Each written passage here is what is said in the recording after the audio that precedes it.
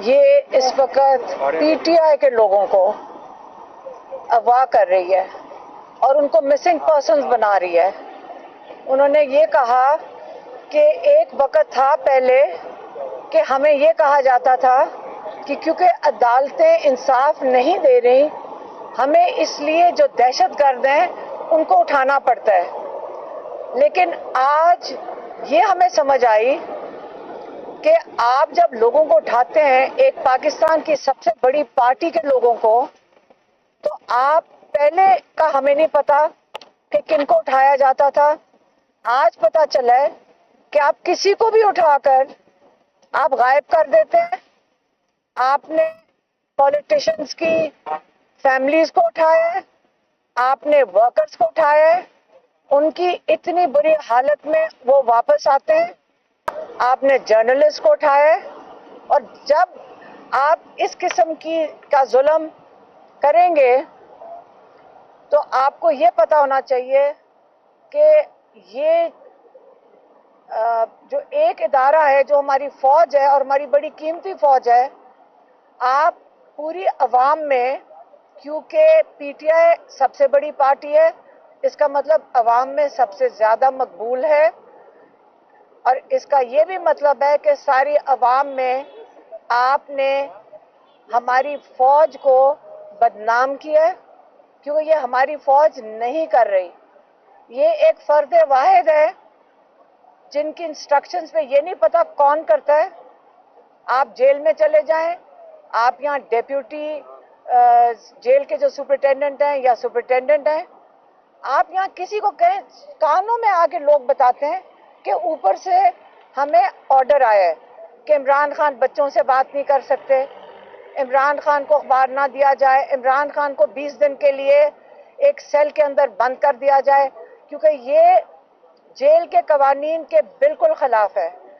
تو یہ کون اجازت دے رہا ہے اور یہ کون ظلم کر رہا ہے؟ عمران خان نے کہا کہ ایک شخص اور آیا تھا پاکستان میں، اس کا نام تھا جنرل یحییٰ خان، اور جنرل یحییٰ خان نے بنگلہ دیش میں، جو آج بنگلہ دیش ہے تب ایسٹ پاکستان تھا، ایسٹ پاکستان میں بالکل یہی کیا تھا. وہاں کے لوگ پاکستان سے آزادی نہیں مانگ رہے تھے، وہ صرف اپنا سٹولن مینڈیٹ جو آج ہے وہی مانگ رہے تھے. وہ کہتے تھے ہمارا حق دیا جائے، کیونکہ جیتے جو زیادہ سیٹیں تھیں وہ مجیب الرحمان کی تھیں. لیکن کیونکہ جو کیا نام تھا یحییٰ خان، وہ پاکستان کا صدر بن کے اگلے 10 سال بیٹھنا چاہتا تھا، اس نے پاکستان کے ساتھ بہت ظلم کیا تھا اور وہاں پہ لوگوں کے ساتھ بڑا ظلم کیا تھا.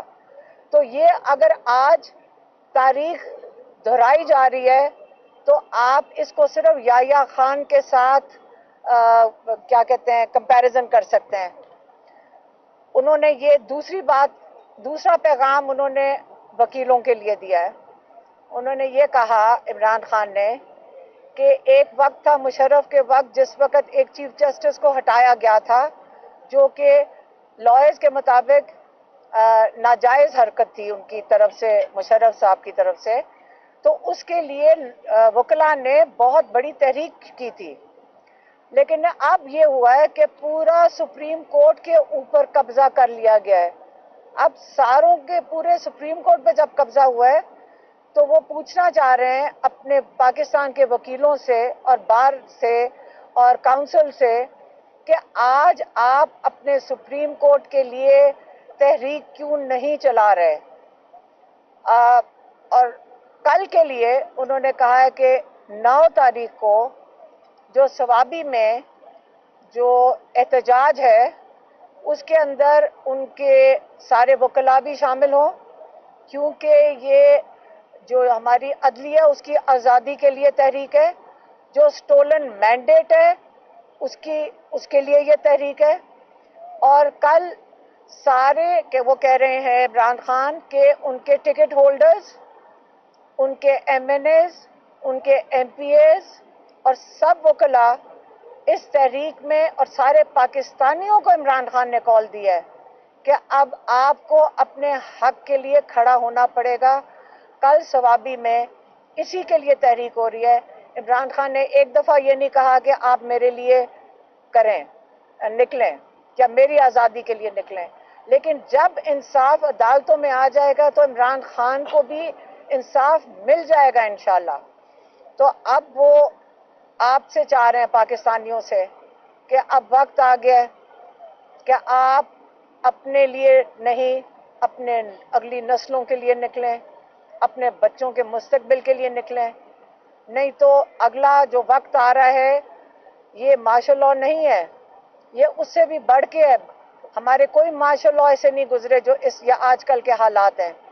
آج کسی کو اٹھا لیا جاتا ہے، کسی عدالت میں پیش کیا جاتا ہے، 20 دن رکھ کر عدالتیں بھی کچھ نہیں کر سک رہی ہیں. تو کیا ہمارا مستقبل یہی ہوگا؟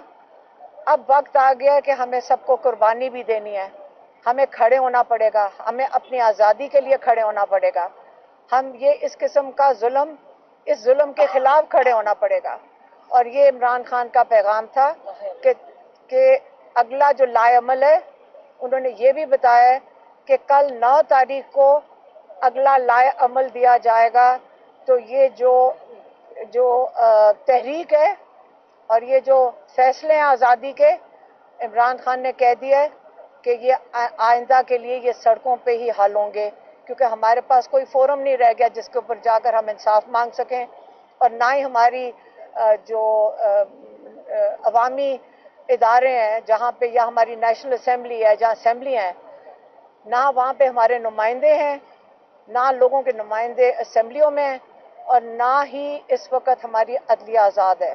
تو اس کے لیے اب فیصلہ سڑکوں پہ ہوگا. مہربانی.